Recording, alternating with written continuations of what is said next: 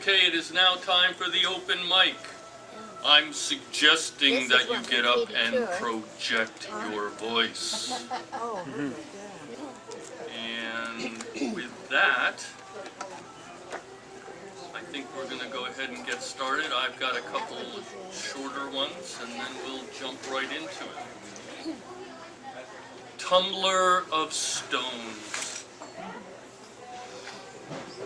Come, my lover, down to the shoreline, the tide is high. We will gather round stones rolled up the beach by the sea. We too will move to the waves, wishing time could wear our imperfect love smooth.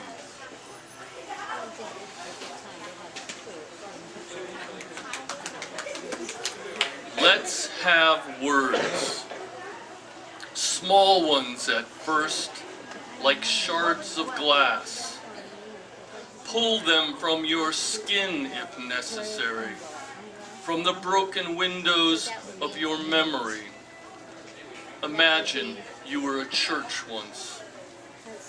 Were you singular and alone on some far hill with a simple steeple? Or were you a cathedral in the city square where you sheltered the poor and gave them faith? Do you remember the day when the bombs fell and that shattered your windows and shook your faith? The day you knew the world was at war. Let's have words. Make them beautiful if you must, in the face of war, or make them as ugly and twisted as the face of a crying child. Bring us their tears when they were your tears. Bring us the words your mother whispered in the dark night when your father went missing and you felt her fear. Let's have words like the sun rising when you knew love was possible and wars could end. Bring us your vocabulary of flowers and their fragrances. Tell us where you will plant them. Outside the church, you are rebuilding now. Our first open mic reader tonight, my good friend Joshua Mertz. Thank you. Thank you very much. Good afternoon, everyone. Everybody's saying, oh, hold your applause till afterwards. Thunderous applause after every poem is fine with me. I wrote a couple for the solstices. We're coming up on the winter solstice, 2:23 in the afternoon, on the 21st of this month. And I wrote one for winter, and I wrote one for summer. And I actually said these are taken from a northern Druid lay, circa 645 to 715 AD. And more than one person actually believed me. I was so pleased. Anyway, I'll read you the winter solstice, and then I'll come back in 6 months and read you the summer solstice.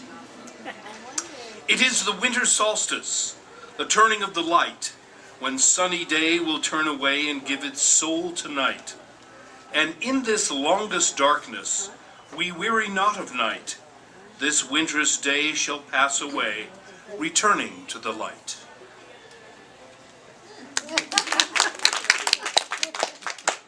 Okay, and something a bit more poignant. When we were green. When we were green. When we were green meadows and there were flowers and the sun shone in us because we were green and full of flowers, and loving arms rejoiced when we came home.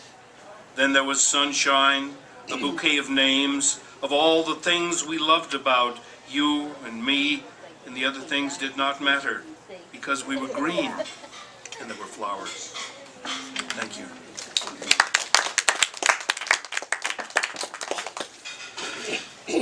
Lots of flowers in December. our second reader, again, my good friend, Eric Muller.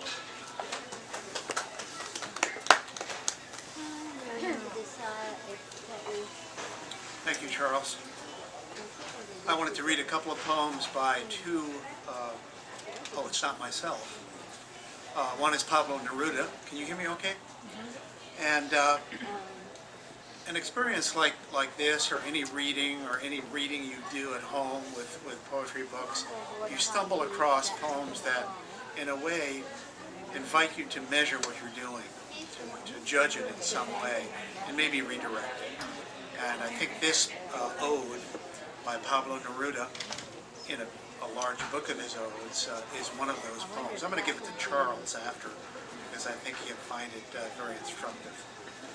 Not that he's not going in a good direction, but we're always, zigzagging, towards something better.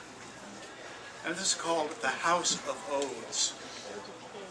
Writing these odes in this year, 1955, readying and tuning my demanding, murmuring lyre, I know who I am and where my song is going. I understand that the shopper for myths and mysteries may enter my wood and adobe house of odes, may despise the utensils, the portraits of mother and father and country on the walls, the simplicity of the bread and the salt cellar. But that's how it is in my house of odes. I depose the dark monarchy, the useless flowing hair of dreams. I trod on the tail of the cerebral reptile and set things, water and fire, in harmony with man and earth. I want everything to have a handle. I want everything to be a cup or a tool. I want people to enter a hardware store through the door of my odes. I work at cutting newly hewn boards, storing casks of honey, arranging horseshoes, harness, forks. I want everyone to enter here. Let them ask questions, ask for anything they want. I'm from the South, a Chilean, a sailor, returned from the sea. I did not stay in the islands, a king. I did not stay ensconced in the land of dreams. I returned to labor simply beside others, for everyone, so that everyone may live here. I build my house with transparent odes. If you don't know Neruda, it's probably on the shelves here, certainly in the library.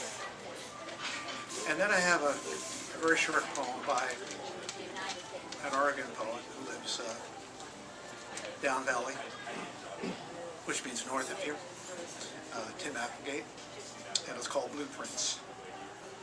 Across Patton Valley this morning, pneumatic nail guns punch holes in the air as a crew of carpenters frames a new home. Like the carpenters, I study my blueprints. Lorca today. Reposition the ladder. Climb. Thank you.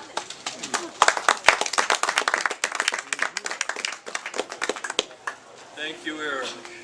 Carpenters. Next up, someone who first time at an open mic in Eugene? Yes. Yes. Again, a friend of mine, Mona Linden Rochelle. Do I have that right? No. No. No one does. No one does. You got to say with a French accent. People want to stick it N. It's Leiden.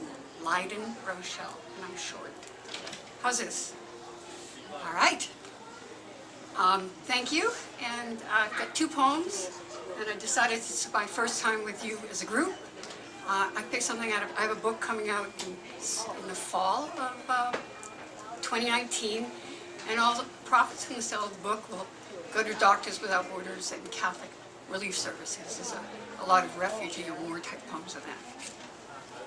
These poems are in it too, and both of these poems have been in the Southern Review, so I feel pretty good about them. That's enough of that. Barefoot abandon.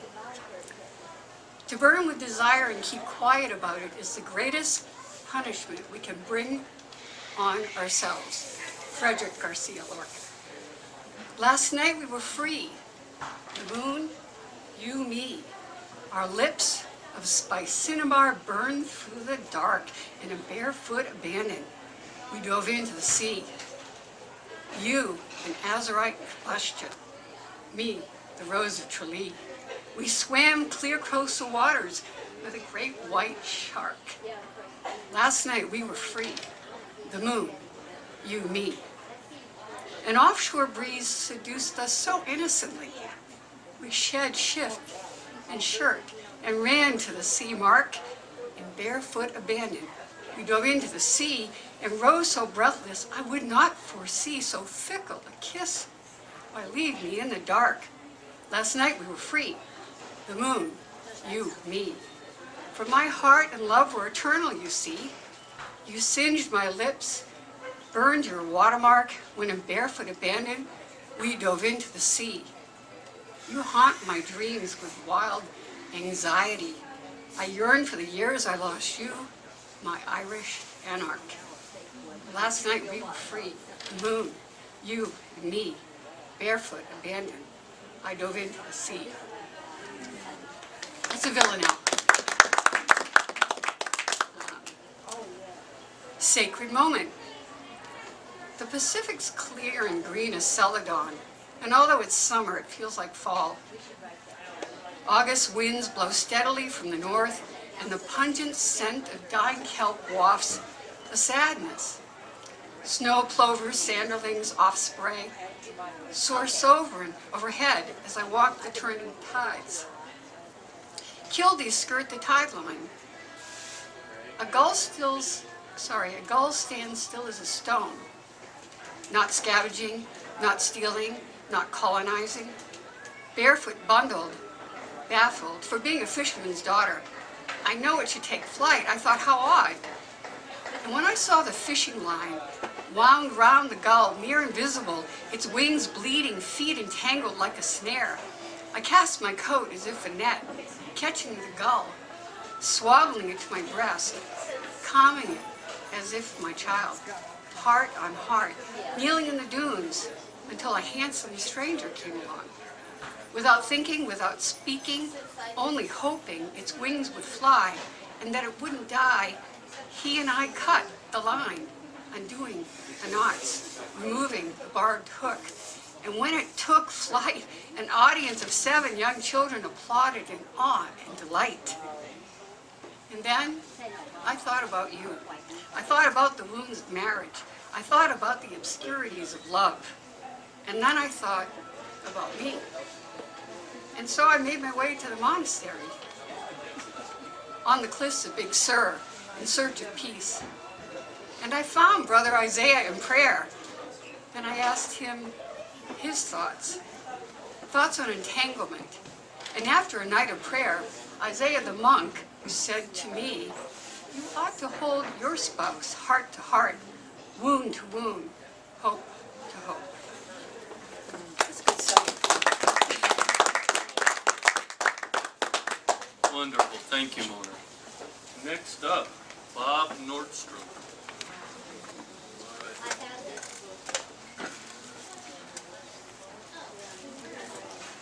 Yes, I'm going to just read one poem. It's rather of it's a longer poem. I'm generally very anal about sticking to time limits at readings. So I timed this before I came here, and it came up to 5 minutes and 33 seconds. So what I'm hoping is I can borrow 33 seconds, and then next month I will subtract it. It's called Secrets of the Universe. 1. Standing along the periphery of the museum's cavernous white room, a man stares at a photograph of Jesus sharing a can of dog food with a poor lady.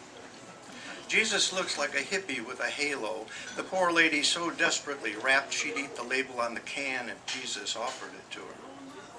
The man feels bold within the privacy of his mind.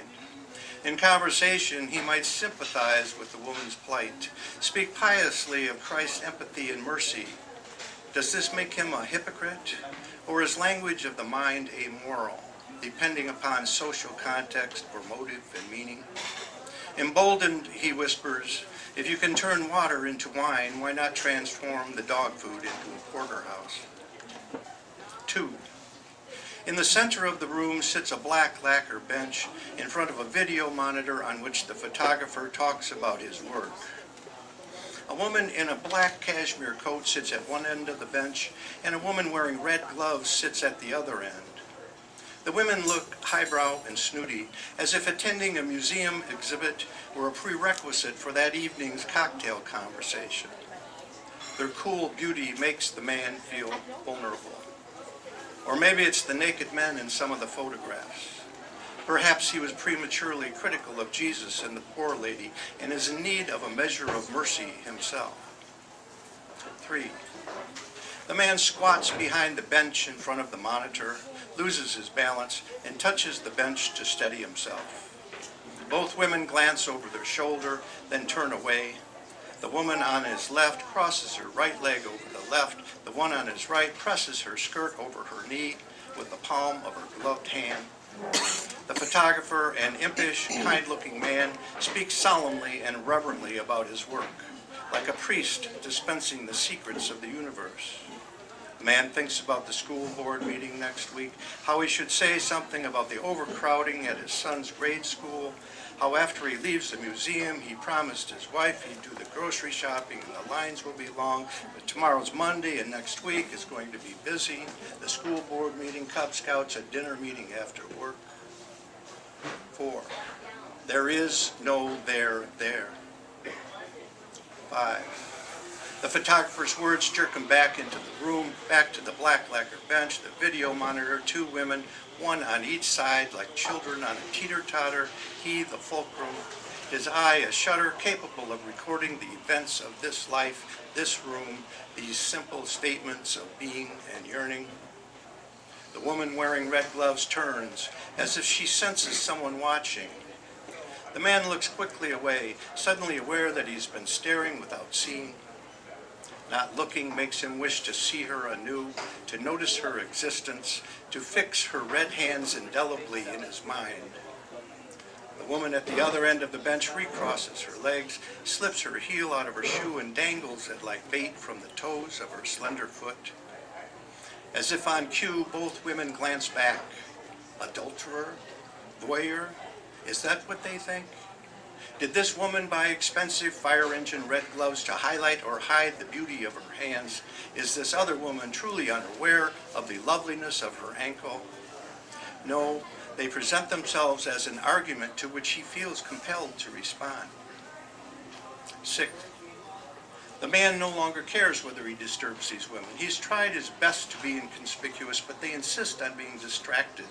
He'd have to be dead not to disturb them.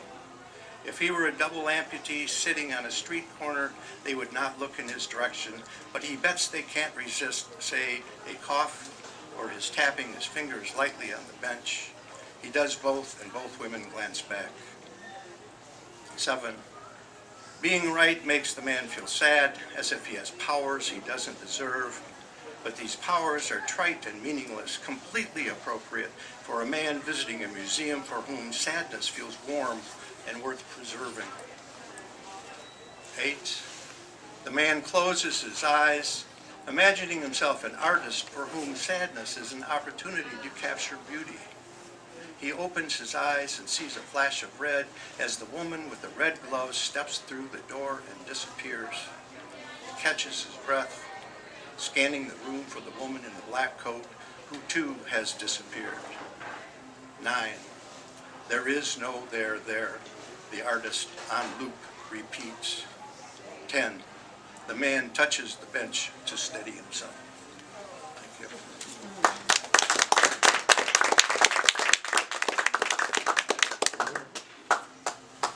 Any longer, it was going to cost you a cheesecake. I was checking to see if you had one of the pains. It was a cheesecake. All right, next up, Shirley Mark.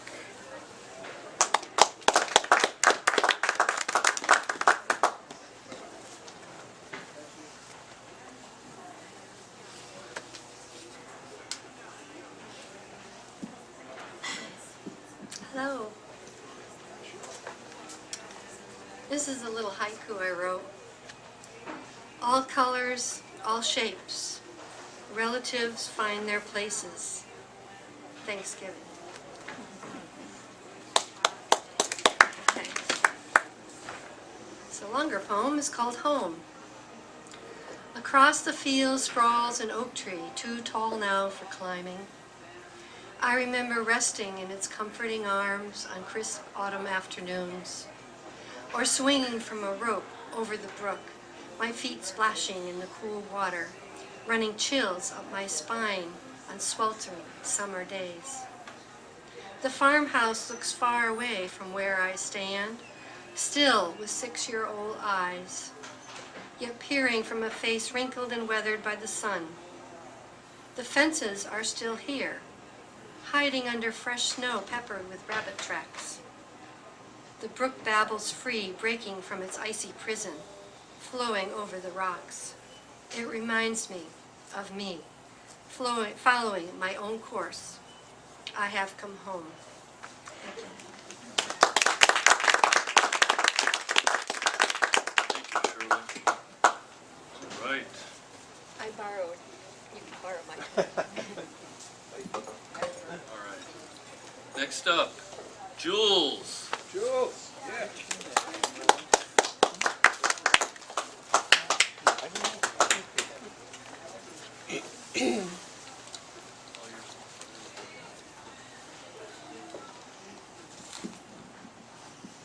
Good evening.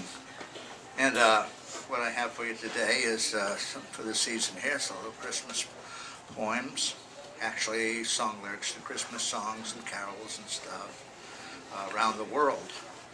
And of course I tweaked them a little bit because I'm presenting my own type of Christianity. This is my last book, Pure Christianity, also called Hippie Christianity. And our symbol is the Star of Bethlehem, not the cross. Don't want to depress anyone. So here we go with a carol.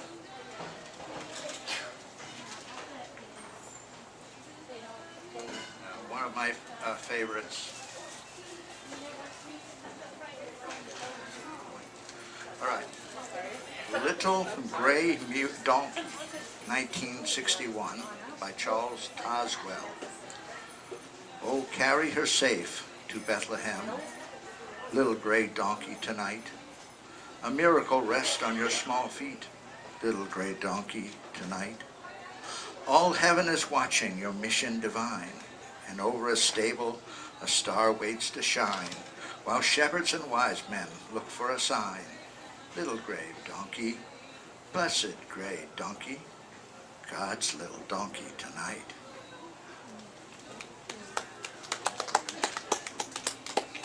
Let's Have an Old-Fashioned Christmas by Larry Connolly, 1939. Let's have an old-fashioned Christmas. Dress up an old-fashioned tree. Let's make the spirit of Old Lang Syne the same as it used to be. Hearts will be light as a feather, as some old-fashioned cheer. Let's all be good gals and fellows together by having an old-fashioned Christmas this year.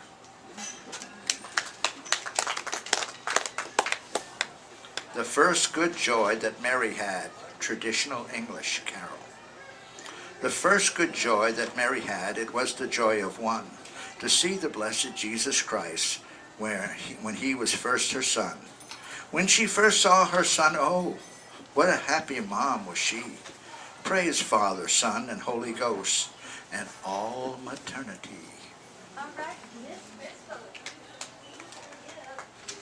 All right, last but not least, the closing song lyrics to A Christmas Carol, the musical. Welcome home to family on Christmas. Gather and sing, and please welcome in this glorious thing known as Christmas together. Share in the joy of the season and ring in the new year. Even the poor can sing tra-la-la, fa-la-la, and make merry. For love is so easy to do and to share on this festive occasion. Here's hoping that on this Christmas your wishes will all come true. In the name of friendship and family, with Christmas together, together, forever and ever, for you, and God bless us everyone.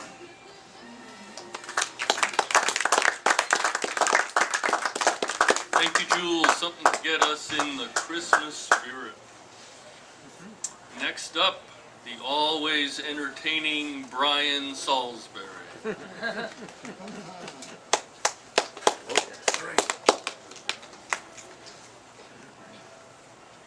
Clock's ticking. Kidding.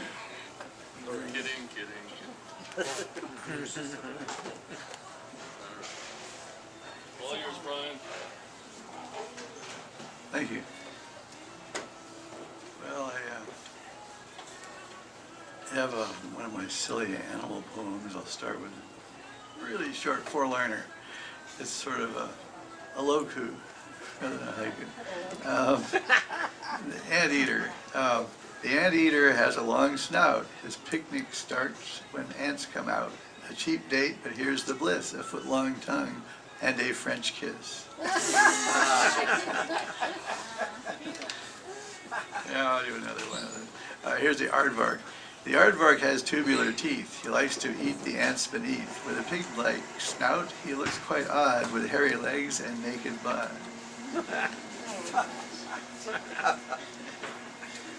Let's see. Okay, and this is another of my song parodies. It just happened to be running through my head, so I did a presumably humorous version of it. Quando, quando, quando. Only mine is zombie, zombie, zombie. If your prezzy's eating brains, he's a zombie, zombie, zombie. It don't mean he is insane, just in love with Vladdy Putin, funding NRA and shoot-ins. He's a zombie, zombie, zombie. You mean happiness to me, oh my lover, tell me when. Every moment's a day, every day kills a reporter. Let me show you the way, scare the rest, he's drawn and quartered. I can't wait a moment more, he's a zombie, zombie, zombie. Say it's me that you adore, and then darling, tell me when. Every moment's a day, every day seems a lifetime. Let me show you the way to a joy beyond compare. I can't wait a moment more, he's a zombie, zombie, zombie. Say it's me that you adore, and then darling, tell me when. Oh my darling, tell me when. And then darling, tell me when. Oh my darling, tell me when. Ooh.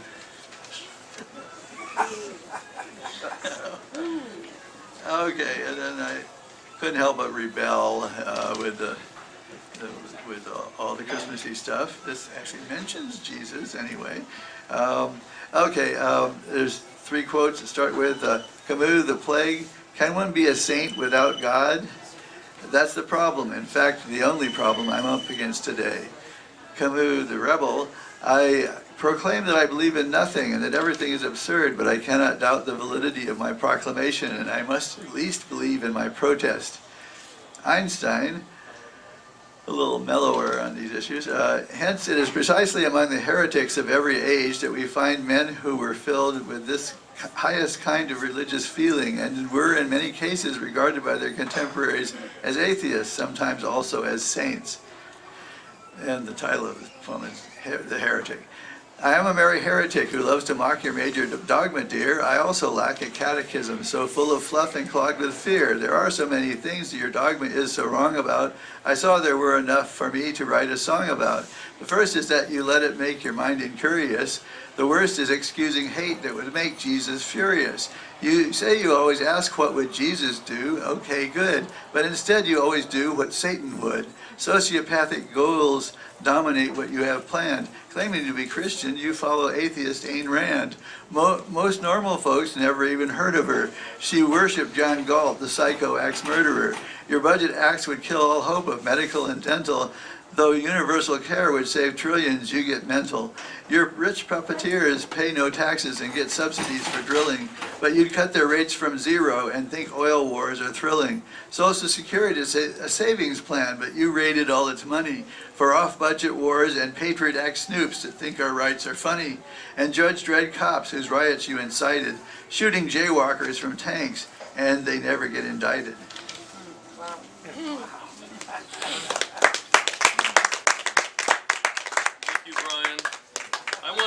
Joyce how she feels always, following Brian.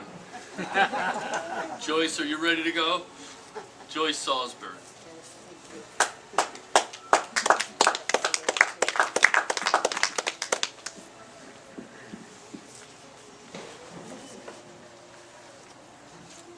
All good? All right, you got it. He's a trick to follow.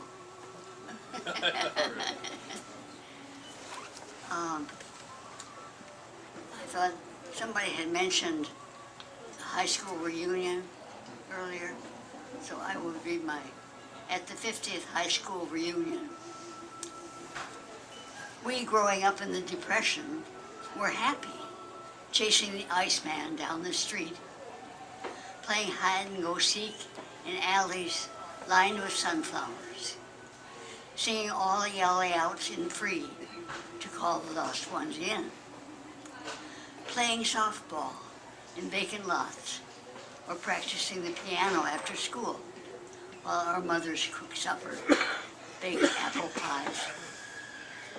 It was sunshine, green grass and roses, snow forts with snowballs flying, and snowmen with carrot noses. We carved angels in the snow. No dark clouds in our skies until Pearl Harbor and Roosevelt's voice intoning over the auditorium loudspeaker a call to war.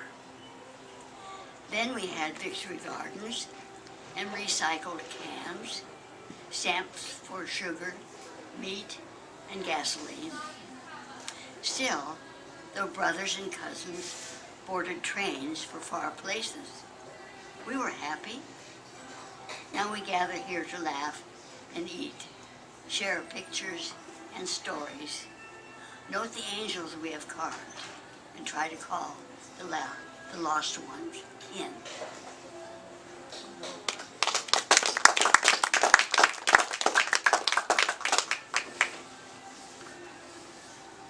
Well,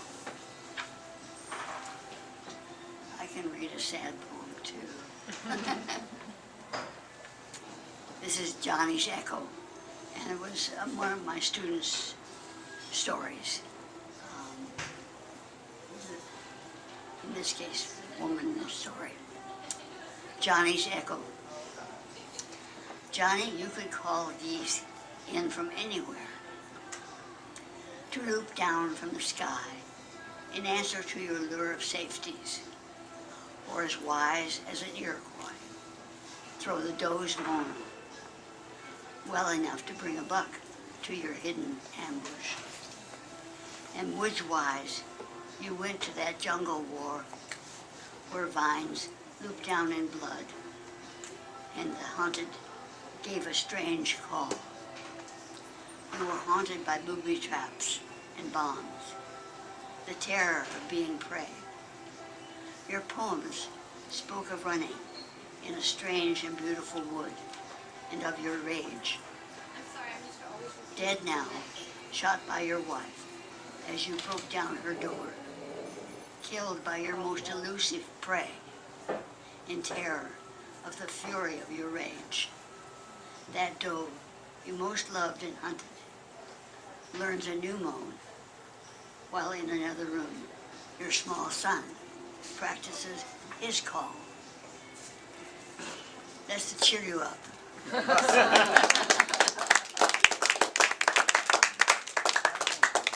Thank you, Joyce. All right, we're down to 2 open mic poets, and then we're probably going to bring our features back up. Our next poet is Lawrence Herring. Come on down.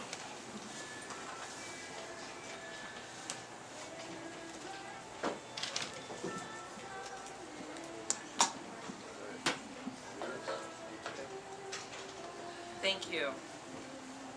I'm a survivor of being raised in a cult and have been through some religious abuse. However, I do have a good heart. My first poem is Birthing the Redeemer.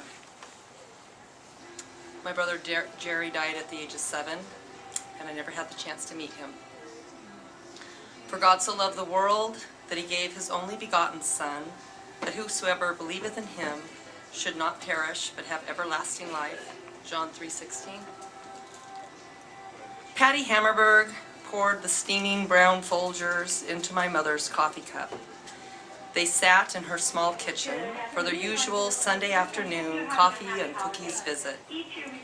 Decades-long neighbors, my mom usually swapped gossip and took certain unspoken opinions home. Have you thought about letting my sister Linda adopt her? You know she hasn't had any children, and you already have so many.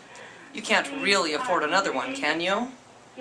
Patty leaned over me and smiled up at my mother, unfounded hope glinting in her eyes. My mother sipped her black coffee. She took a drag on her Marlboro, sat up straighter and lifted her Greek jawline. She looked at me sleeping, her sixth and last baby, content and wrapped in my brother's baby blue hand-me-down blanket. She thought of her first child, Jerry, the brother I would never get to know. No, her jaw tightened. I don't give any of my children away. This is what I was told happened. With a September birthday, I've always associated turning a year older with going back to school. And so it seems right that sapphire blue screens dot the computer lab in the University of Oregon's night library like brilliant birthstones. And turning 45 rolls past without much fanfare. I am used to it. Besides, 45 candles are too many to put on a cake without risking an entire meltdown. And it's my mother's corned beans that I'd want over any cake anyway. After 45 birthdays, I began looking at birthdays with the same insight one might have toward the parents who started it all. Without them, I wouldn't be here.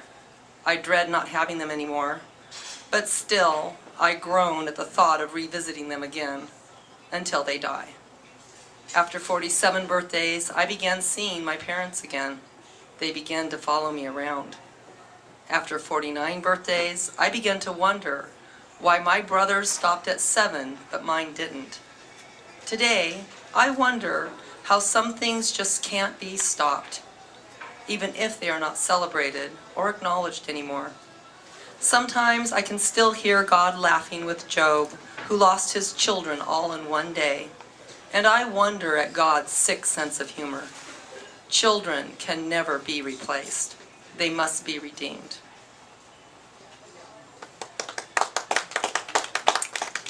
And this is the next poem that kind of goes along with this, called Birthing the Antichrist. One man esteemeth one day above another, another esteemeth every day alike. Let every man be fully convinced in his own mind. Romans 14:5. On the day of my birth, the September sun shone in a forget-me-not blue sky, so clear that you could look up and see all the way back into the Garden of Eden. You could even hear the laughter of children planted long ago in the earth, who found themselves eternally 7 years old, playing Ring Around the Rosie with fairies under heavenly sugar plum trees. On earth, the fall leaves shimmered and rustled in the golden chinkapins and white-barked weeping birches, while children rode yellow buses to sit all day inside at school. On the first day of school, the rain poured on the Oregon coast. Mrs. Rainwater filled days with construction paper cutouts and Crayolas, goldenrod, periwinkle, and burnt orange. Brown paper bags packed from home with pickle, lunch meat, and mustard sandwiches. Say, oh playmate, come out and play with me. Look in my rain barrel, and we'll play dolls and climb wax myrtle trees forever more. It wasn't for my birthday. It was just because, my mother explained. It was against our religion to celebrate birthdays. Sweet and sour lollipops strapped to Cracker Jack boxes exploded in the classroom. Patent leather shoes tap danced in powdered sugar, and all the faces were white. Lodell Johnson sat behind me and tapped me on my shoulder. "Is that your grandma?" she laughed, then handed me tissue for my tears. Nate Brown, with his shoulder-length hair and cocoa brown eyes, sat to my right. His cinnamon freckles danced when he smiled. The year I turned 7, The chocolate dog chased the gingerbread cat up the sugar plum tree, and while the farmer in the dell drowned the pussy in the well, I splashed in lovely brown mud puddles. At my first birthday party, I was 10 years old. 10 girls invited, 8 showed. The slumber party celebration was perfect. The 2-layer cake was perfect with 10 perfect candles, white frosting, buttercream blue roses, and my favorite raspberry filling. Every gift I'd ever wanted. Nike shoe, roller skates, and Sayusla Viking Royal Blue with a gold swish. A baby blue satin bomber jacket with gold trim. Powdered blue eyeshadow, and heaven-scented Love's Baby Soft roll-on perfume. We stuffed ourselves with pepperoni pizza and root beer at Abby's on Highway 101 and danced the night away under a strobe light to the Grease soundtrack until 11 p.m. The next morning, I spent the Sabbath watching cartoons, nursing a residual sugar high. My best friend, Lisa Knutson, had the best and the first birthday party I'd ever been to. And I had my first taste of guilt-ridden, greasy pleasure. I lied to my parents when I told them it was a regular sleepover. I coveted. I ate unclean meat. I was blazing clear to hell on a slice of pepperoni pizza.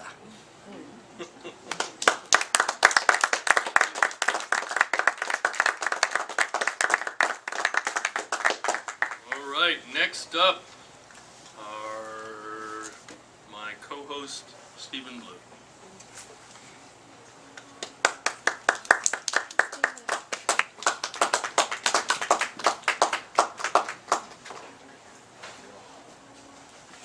Okay, so I will be closing out the open mic again, and then we'll bring up our featured readers for a couple more minutes each. So I've been reading the last few sessions from my brand new book, The Power of a Woman. So I'd like to continue that today with a ballad, which is different from what I've been reading. It's a modern day ballad. Dunnigan Falls Meth Lab Lair. She was a poor but comely girl, grown up on a podunk road, abused by those who should help, having to carry that heavy load. It took away her power, the only strength a young girl has, the power of a good woman, now gone bad. It took her too many places she never wanted to be.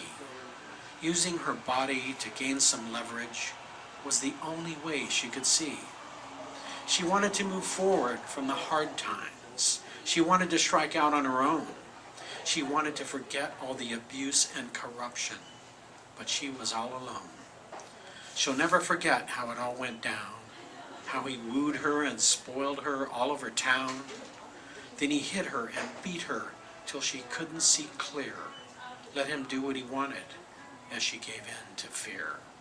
She'll never forget why he took her there, to the Dunnigan Falls meth lab lair, subjecting her, a troubled girl, to the sullied world that existed there. He caught her in the moment she was weakest at best. She'd escaped from the worst and disregarded the rest. He saw that she was hungry, took advantage 'cause he could. He'd done it so many times before. He was just no good. He couldn't remember a time when he'd ever had any regrets about using a young girl's body to get whatever he could get. He took her to the meth lab, traded her for a score, let them use her and abuse her till he got what he wanted and more. He left her there forsaken with nothing but her shame and went off looking for the next young girl, another victim to claim. She'll never forget why he took her there, to the Dunnigan Falls meth lab lair, subjecting her, a forgotten girl, to the sullied world that existed there. She escaped eventually, got away for good, headed down south as far as she could. But she wanted revenge, but she didn't dare try. All she could do was lay down and cry. Then she pulled herself up, like it always had been. She was a good girl gone bad, trying to be good again. So many years now, working hard as she can. and it's still darn hard for her to trust any man. But if one comes along, he'd best be in no hurry, as the struggles of her past still cause her eyes to get blurry. He'll never know the life she had or what she had to do. Unless he proves his virtue first, he'll never know what she's been through. 'Cause she never can forget why he took her there to the Dunnigan Falls meth lab lair, subjecting her, an innocent girl, to the sullied world that existed there. She'll never forget why he took her there to the Dunnigan Falls meth lab madness, subjecting her, an innocent girl, to that sullied world and all its sadness. For some reason, this seemed to be a day of sad poems, except for some very spiritual stuff and uplifting stuff as well. So I thank you all for your readings today, and I would like to bring up our two features to read for a couple of minutes again. Laura, you have something you want to share with us? Okay.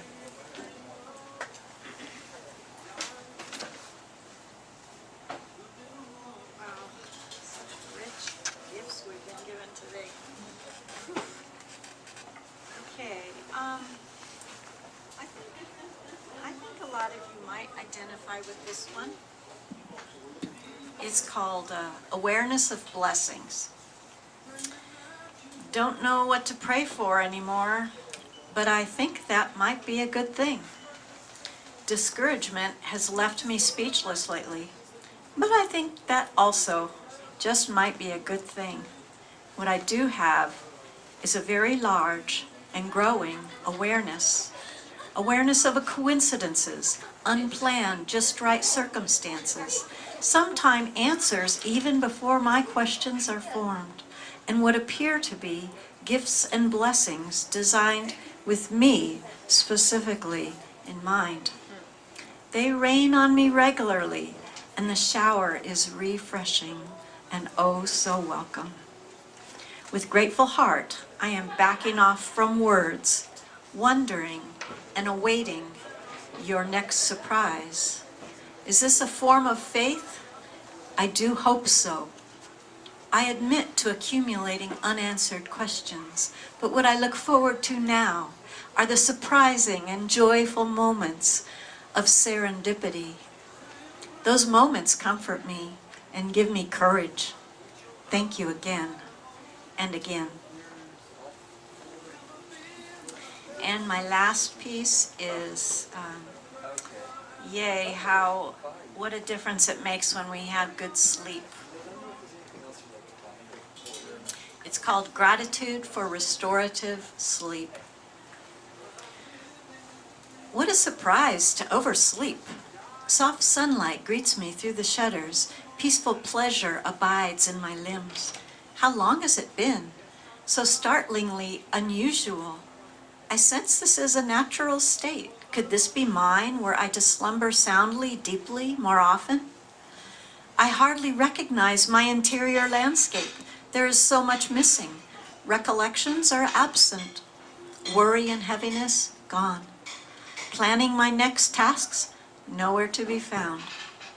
I turn on some instrumental jazz and find myself dancing up the stairs and through the hallway, beckoning invisible friends to join me. Is this me without my usual self-imposed burdens? Is this a secret that newborns know? What a delight, this gift you've provided. Thank you that we can recuperate, rejuvenate, regain our hope, arise into soulful bodily joy. Those chickadees in the branches outside my window are at it again, drawing me out of myself, beckoning me. I watch and appreciate and wonder anew at the mystery of creation. I am pulsing with life. Life is pulsing with me. Words do not suffice to show you my gratitude. I just want to say thank you for deep, deep, deep restoration. Thank you.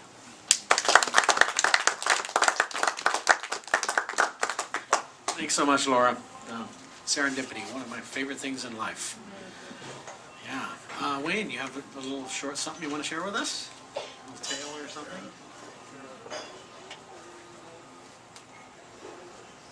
have, I would love to show, to read, we don't have time for, so I'm gonna just do, I've got some four-liners too. I've got a whole pile of four-liners. And so I'll read a couple of these, maybe more. This is under the category, I wonder. I wonder why tattoos are placed on body parts unlikely chose. It seems of ink and skill waste when art is stifled under clothes. Think about it. I wonder if the gown I wore was meant for me as humble pie, and if the nurses on my floor wore smiles or frowns when passing by. Think about it. A pile of cups and plates she scrubs while I look on with cold dismay, wondering why again she snubs the steel machine step away.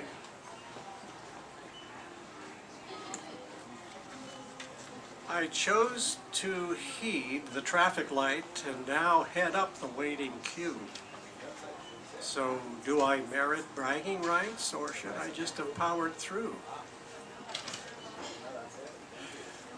You'll relate to this one. The traffic sign along the road advises speed zone just ahead. But is this not misleading code for slow it down or end up dead? Think about it.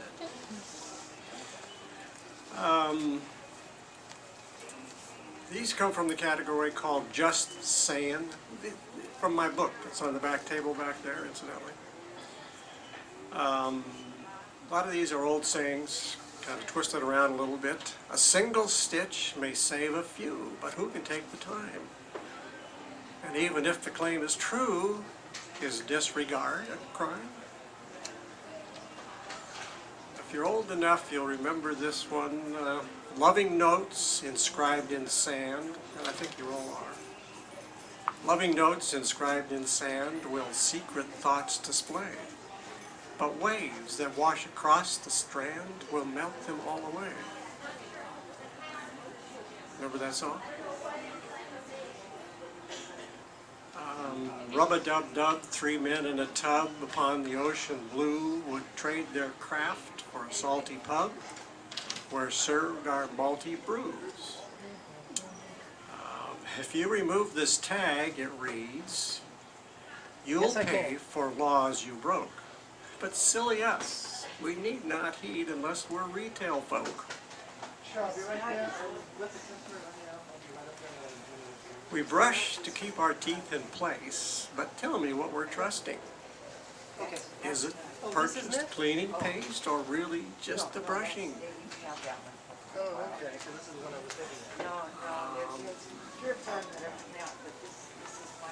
Bemoaned the lady holding tight her bitter fear of flying.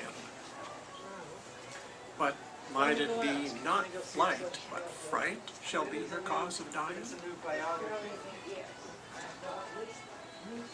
The Lord will always be with you, reads the Bible verse. So do these words your faith renew or make you feel worse?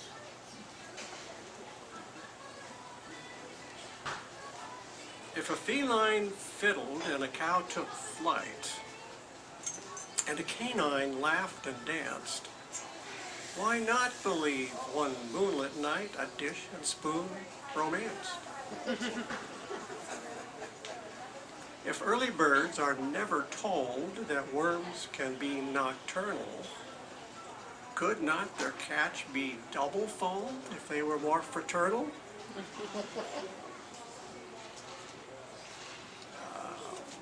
When young and nimble, Jack jumped higher than the candle's flame.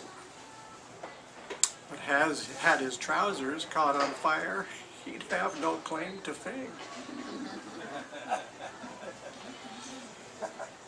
3 small pigs at a country store shopped up and down each aisle, then spied beyond the butcher's door a man with a shifty smile. The story goes that little Miss Muffet was seated for her meal, but had she chosen not a tuffet, a chair would have been ideal. Is that enough? That's enough. Okay. Thank you to all our readers, actually. It's been another wonderful event as usual. I want to thank you all for coming. I hope you enjoyed our event. And as a reminder, we're here on the second Sunday of each month from 3 to 5 p.m. We look forward to seeing you again next month when our featured readers will be Eric Muller and Susan Whitney. So grab a flyer back there and read all about it. Thank you all so much for coming.